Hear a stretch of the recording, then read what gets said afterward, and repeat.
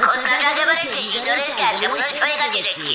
গরমকালে কেক খাস না তুই? তাহলে তুমিই বলো।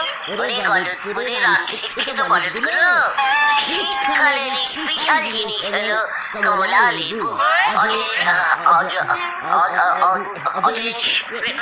মানে অরেঞ্জ লেবু।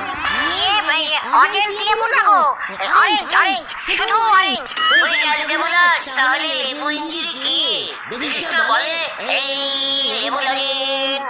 জয় গুরু, কমলা লেবুর সঙ্গে লেবু লজেন্সের সম্পর্ক কি? পাঁচু, খোদনাটাকে চুপ করতে বলবি? আড্ডায় খামোখা ও তর্ক করছে, তাও লিডারের মুখে মুখে।